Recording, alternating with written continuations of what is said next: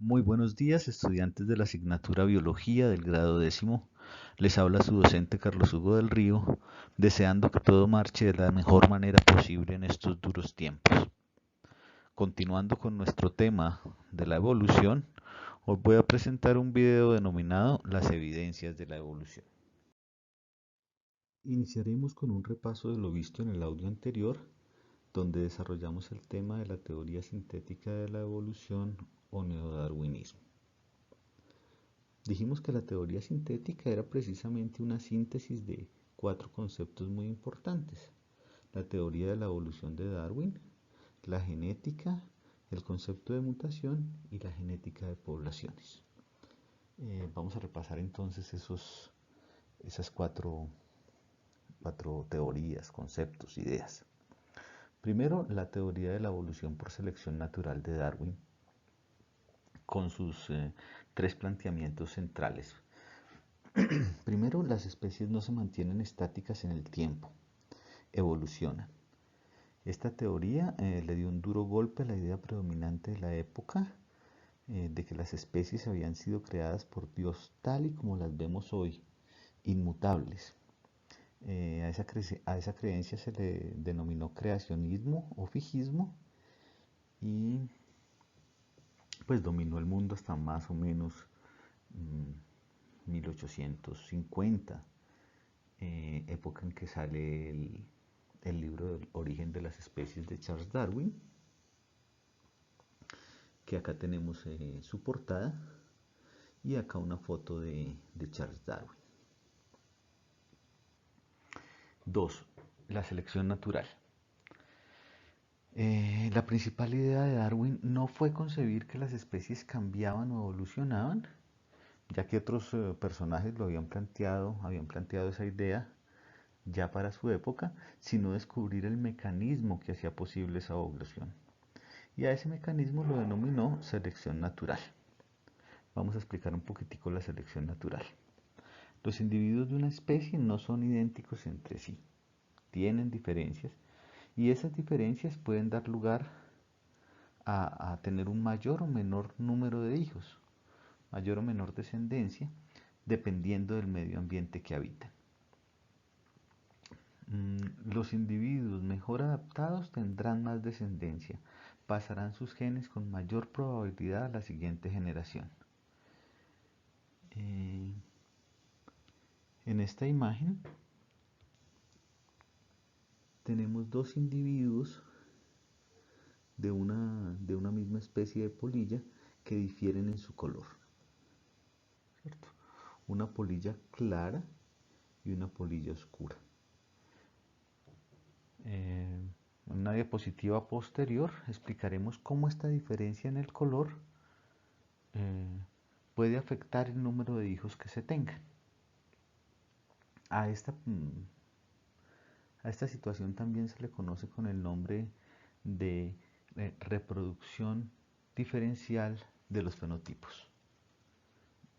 Y finalmente, una idea muy importante de Darwin, la idea del ancestro común de todos los seres vivos.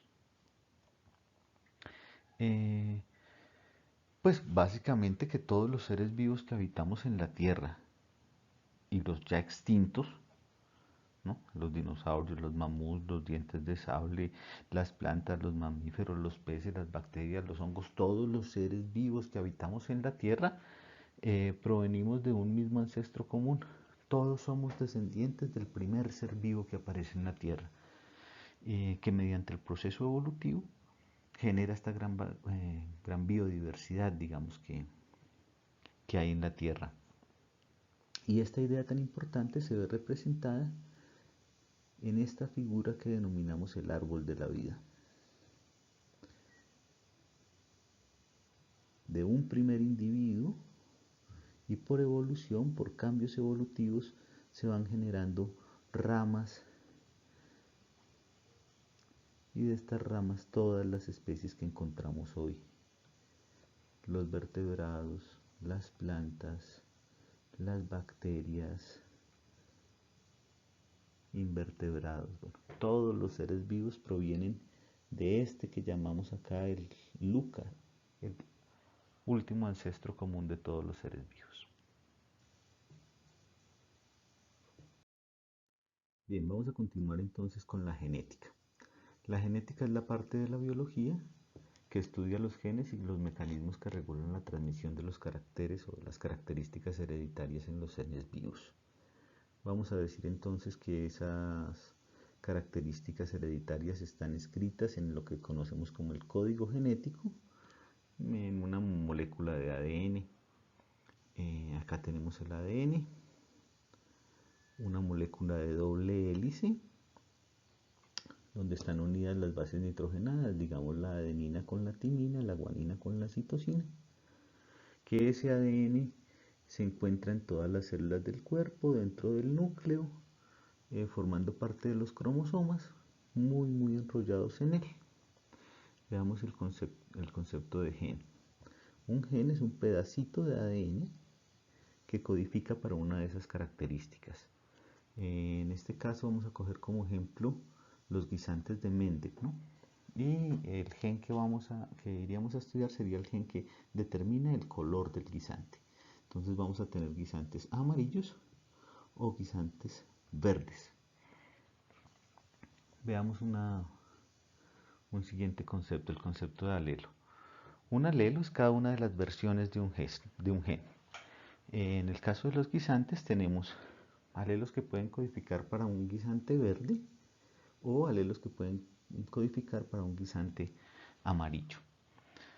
Un individuo hereda dos alelos, uno proveniente del padre y otro proveniente de la madre. Cuando los dos alelos son iguales, por ejemplo en este caso decimos que es un homocigoto, y cuando son diferentes decimos que son heterocigotos.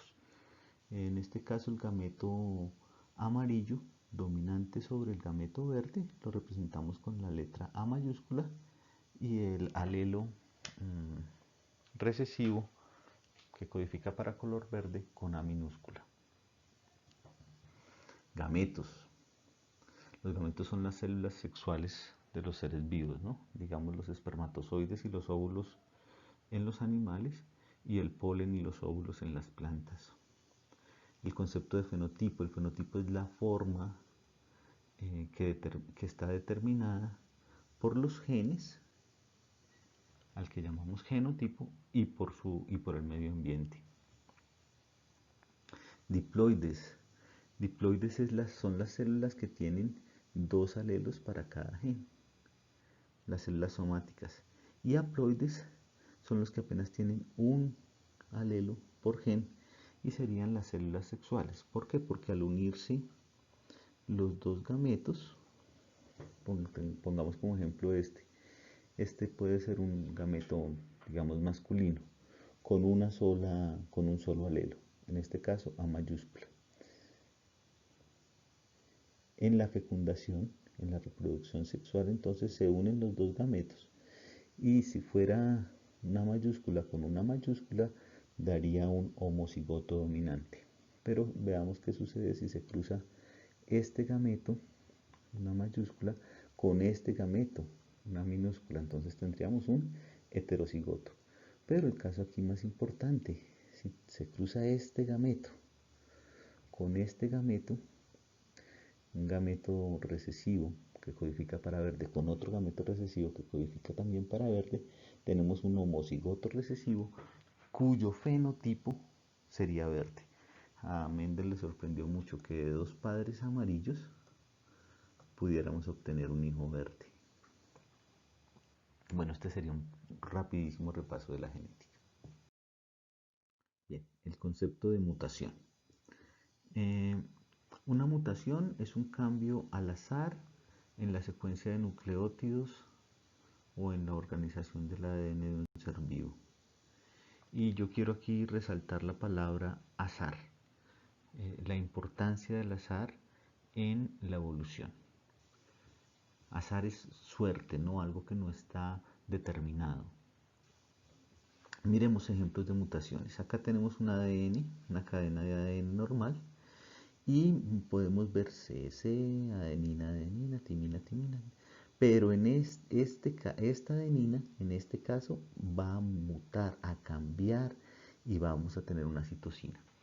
Entonces acá tenemos el cambio de una base, es una mutación. Estos errores la copia del ADN generalmente se dan cuando las células se están dividiendo para hacer copias del ADN y entonces al hacer la copia se pueden llegar a producir estos errores. Pero también podemos, no es un cambio de una base, sino agregar, se agregan bases a la cadena o se quitan bases a la cadena. Cualquier cambio en el ADN es una mutación. Bien, y esas mutaciones pues van a producir cambios en el fenotipo. Muchas de ellas, algunas no van a producir cambios, pero muchas de estas mutaciones pueden llegar a producir cambios. Y decíamos en el video pasado que estas mutaciones pueden afectar o a las células germinales, a las líneas que producen gametos, caso en el cual estas mutaciones se transmiten a la descendencia y son sobre ellas sobre las que actúa la selección natural, o pueden producirse en células del cuerpo, digamos, otras células del cuerpo que se denominan células somáticas, como la célula de la piel o la célula de un músculo, y estas mutaciones no son heredables, por lo tanto no juegan un papel en la evolución. Esto es importante, pues las mutaciones que afectan las células reproductivas son las que van a jugar un papel en la evolución. Y habíamos dicho que según su efecto, las mutaciones se pueden clasificar en perjudiciales, disminuyen la función de un gen, o incluso pueden llegar a ser mortales, neutras, no afectarían la supervivencia del individuo, o beneficiosas.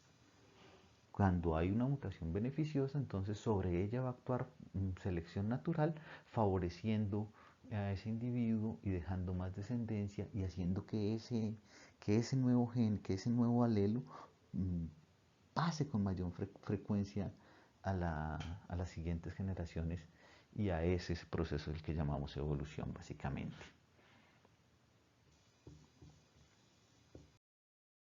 Y nuestro último puntico del repaso, la genética de poblaciones. La genética de poblaciones es la rama de la genética que estudia la variación y distribución de las frecuencias alélicas para explicar los fenómenos evolutivos. Ya dijimos que la evolución se puede definir como el cambio en la frecuencia alélica. Tenemos que recordar que es un alelo, ¿no? Un alelo es cada una de las versiones que puede tener un gen. Vamos a ver un poquitico, por ejemplo, acá, con un gen que codifica para el sistema sanguíneo ABO. ¿Cuáles son los genes que codifican para el sistema sanguíneo ABO? Entonces los seres humanos podemos ser o A, o B, o AB, o O, ¿cierto? Entonces esos serían nuestros fenotipos. Y los alelos que codifican para eso son A, B, O. Esta es una tabla de frecuencias alélicas. Entonces nos dice que el alelo O es el más común de todos, con el 0,69%, y el B el 0,15% y el A 0,16%. Acá que casi todo el mundo es O, que también tenemos un A y gente B, muy poquitos AB. Pero vamos a imaginarnos un ejemplo de evolución. Supongamos que existe una enfermedad para la cual ser B, estos dos genotipos tienen fenotipo B. Acá tenemos dos alelos B, homocigoto para B, y acá tenemos un alelo B y un alelo O, pero fenotípicamente diríamos que es de tipo sanguíneo B. Supongamos que el B diera resistencia a una enfermedad. Incluso con el COVID se llegó a pensar que algunos tipos de sangre, digamos, tenían cierta resistencia a la enfermedad. Supongamos que el B hace resistente a la persona a una enfermedad. Tener tipo sanguíneo B hace resistente a la persona a una enfermedad. Entonces, ¿qué va a pasar? Pues que estas Bs en la población futura va a aumentar, puesto que estos individuos no van a morir, ¿cierto? Entonces, eso sería una selección, un ejemplo de selección natural. ¿Cómo cambia la frecuencia en un alelo debido a una cuestión ambiental? Bueno, ahora sí vamos a entrar con nuestro tema, que serían las evidencias de la evolución. Las evidencias de la evolución se pueden clasificar como en 5 grandes grupos y vamos a empezar estudiando la observación directa.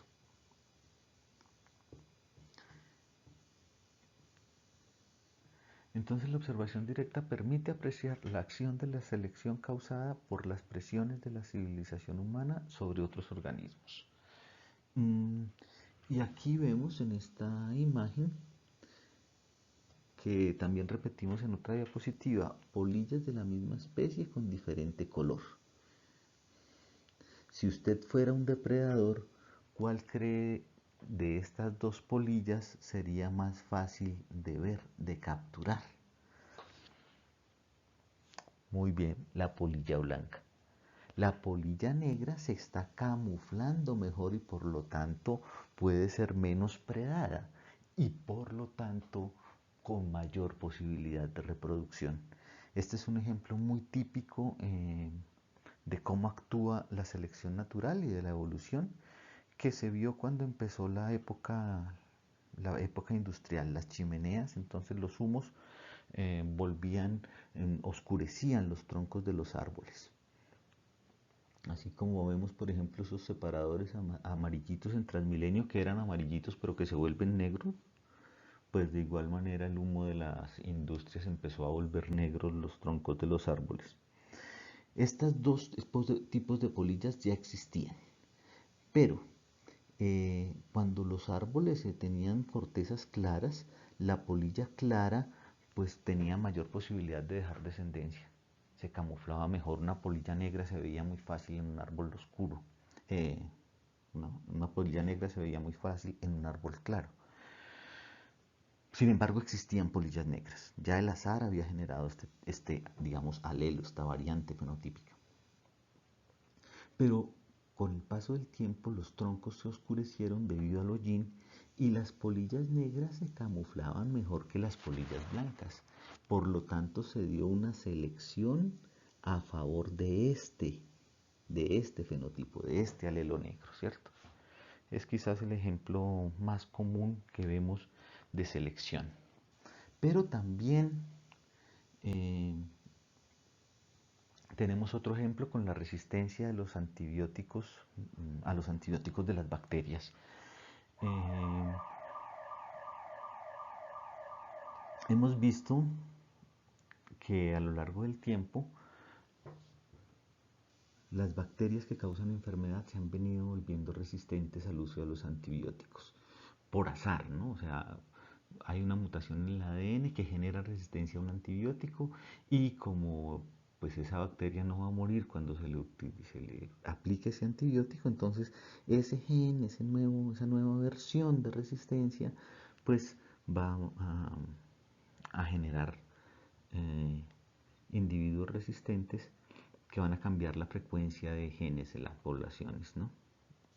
Esto es muy importante hoy para el tratamiento de las enfermedades de las bacterias.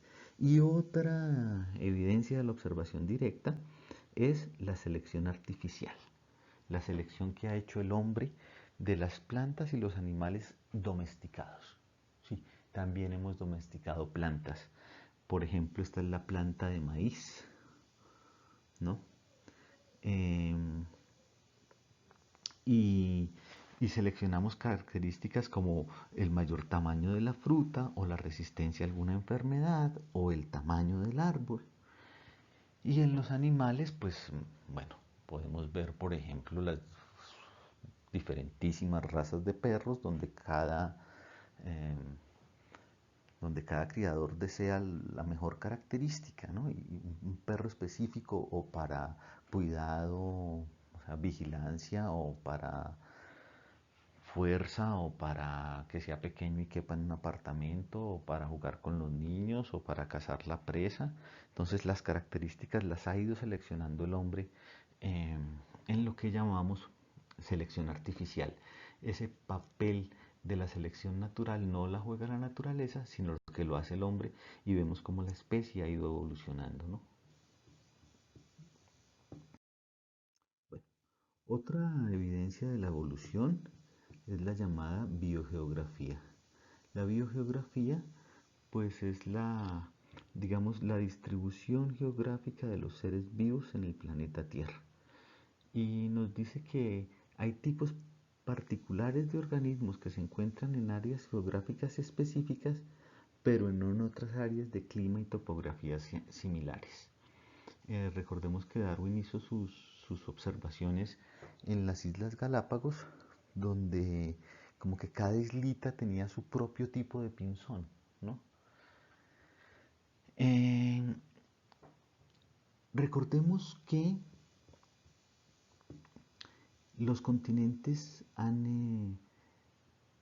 se mueven, la tectónica de placas, ¿no? Los continentes se mueven, que una vez estuvieron toda la Tierra unida en un solo continente gigante que se llamó Pangea y que se empezó a separar hace unos 200 millones de años y, y dejando pues a animales aislados.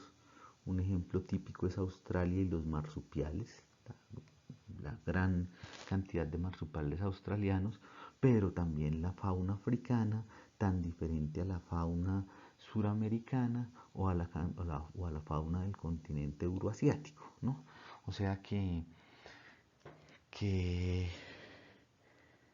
que los seres vivos son lo que son y están donde están a causa de los acontecimientos ocurridos en el curso de su historia previa, ¿no?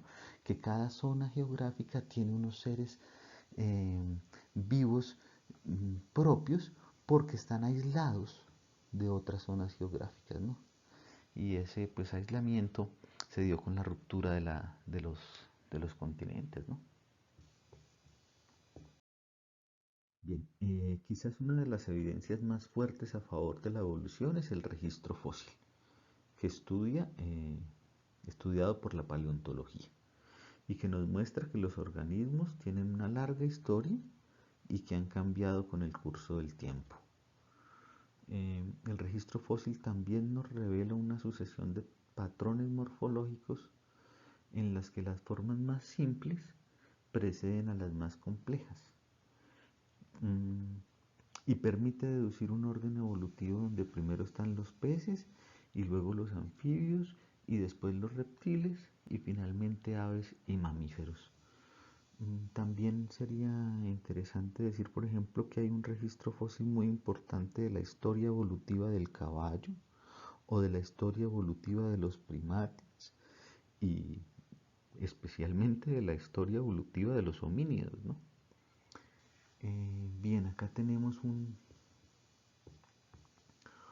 fósil de una monita muy típico de Villa de Leyva, además que nos demuestra que esa zona una vez estuvo inundada por agua, que era mar. También encontramos trilobites allá. Bueno, acá uno de los más impresionantes que apareció tal vez en un artículo que leímos, ojalá se acuerden, sobre un dinosaurio encontrado en Argentina. Este es el fémur de un dinosaurio, digamos, y este sería el fémur de un humano, ¿no? Pues uno de las especies que más nos ha impactado son los dinosaurios y haber encontrado un fémur de ese tamaño, un hueso de ese tamaño.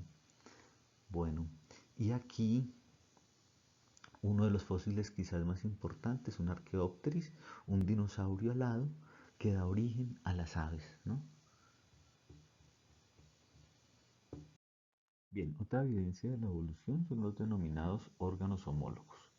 Los órganos homólogos son aquellos que tienen una estructura similar pero funcionan de manera diferente cuando sus bases genéticas tienen el mismo origen evolutivo. Entonces miremos por ejemplo acá un brazo humano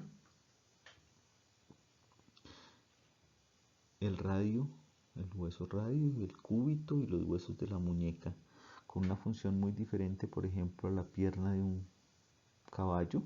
Sin embargo, se mantiene la estructura de radio, cúbito y huesos de la muñeca, o a una extremidad, un ala, pues, una extremidad de un ave, eh, el cúbito, el radio, el cúbito, los huesos de la muñeca y los huesos de los dedos de la mano, o una aleta de una ballena, eh, también con el radio, el cúbito y los huesos de la mano, y cada una cumpliendo funciones muy diferentes. Entonces vemos estructuras, digamos, similares, evolutivamente similares, pero cumpliendo funciones muy diferentes. Por ejemplo, una aleta, una pata de un caballo, un ala o un brazo humano. Bien, finalmente la última evidencia de la evolución la obtenemos de la comparación de las secuencias de ADN. Las diferencias entre el ADN de dos especies nos permiten definir qué tan emparentadas o lejanas están la una de la otra, y de esta manera realizar cladogramas, que son estos diagramas ramificados que esquematizan la historia evolutiva y las relaciones entre las especies. Entonces acá vemos, por ejemplo, un ADN, pero que mutó, y esta línea tiene una mutación diferente. Entonces ya van dos ramas de esta historia evolutiva. Pero este acá presenta otra evolución generando una especie, pero este sigue igualito, dando origen a la especie 2, y este presenta acá, ya tiene una mutación en adenina, pero tiene otra mutación y da origen a la especie 3. Las diferencias en el ADN, entre más diferentes tengan, nos van contando qué tan separados, qué tan distantes están evolutivamente. Y de este lado tenemos la comparación del ADN de un humano con otros animales. Por ejemplo, compartimos el 90% del ADN con el chimpancé, el 84% con un perro, el 72% con un pez, el 65% con un pollito, el 47% de nuestro ADN con una mosca, el 24% de nuestro ADN con una uva, y digamos que el 15% con una levadura, ¿no? Entonces, ¿qué tan emparentados estamos con las diferentes especies? Nos los pueden medir las diferencias en nuestra secuencia con ADN. Quizás esta es la evidencia de la evolución más reciente, porque pues hace 10 o 15 años la secuenciación del ADN se ha venido haciendo, digamos, demasiado rápido y fácil, ¿no? Entonces podemos hoy mapear, y está muy de moda también el mapeo del ADN del COVID, bueno, del ARN, porque el COVID no tiene ADN sino ARN, y sus diferentes mutaciones y cómo ha venido evolucionando también ese virus. Tarea 1. Elabore un resumen sobre la presentación. 2. ¿Qué es un fósil y cuál es su proceso de formación? Tercero, defina ancestro común, especiación, órgano homólogo, órgano análogo, órgano vestigial. Cuarto, para cada una de las evidencias vistas, evidencias de la evolución, mencione de qué manera demuestra que los organismos vivos evolucionamos de un ancestro común. La tarea se debe presentar a más tardar el 18 de septiembre y enviarla al correo carloshugodelrio@hotmail.com. Recuerde que cualquier duda también la resuelvo por WhatsApp al 316-497-6500. Y para aquellas personas que han preguntado sobre la recuperación, pues les digo que es el mismo trabajo que se ha dejado para cada corte, lo recibo como recuperación. Ya se terminó el corte 1 del segundo semestre, pero sigo recibiendo trabajos de quienes no los han presentado, ahora lo recibo como recuperación. Muchas gracias, nos vemos en una próxima oportunidad.